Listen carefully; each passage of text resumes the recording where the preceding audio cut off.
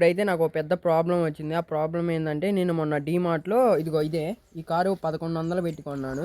చూడటానికి చానా బాగుంది కదా! కానీ దీన్ని పెద్ద సైజు వల్ల ఇదేందంటే స్లోగా తిరుగుతుంది. చాలా చాలా స్లోగా తిరుగుతుంది.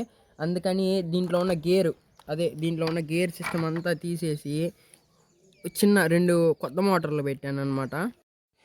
ఒక్కో మోటార్ రన్ కావటానికి ఈ 2 మోటార్లనమాట.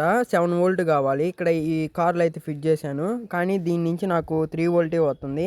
పోనీ దీంట్లో వోల్టేజ్ బూస్టర్లు యాడ్ చేద్దామనుకో, వోల్టేజ్ బూస్టర్లు యాడ్ చేస్తే ఎయిదర్ ఫ్రంట్‌కైనా తిరిగిద్ది, ఎయిదర్ బ్యాక్ అయినా తిరిగిద్ది. కానీ నాకు 2 సైడ్‌లు తిరగాలి. కాబట్టి నేను వోల్టేజ్ బూస్టర్లు యాడ్ చేయలేను.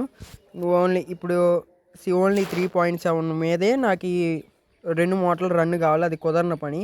కానీ ఇంకా నెక్స్ట్ స్టెప్ ఏమన్నా ఉందంటే మెకానికల్ గేర్ పార్ట్స్. కానీ నా ఏం మెకానికల్ ఇంజనీర్ కాదు, ఎలక్ట్రికల్ ఇంజనీర్ కాబట్టి నా వల్ల అది కూడా కాదు. సో ఇంకా చాలా ట్రై చేస్తున్నా.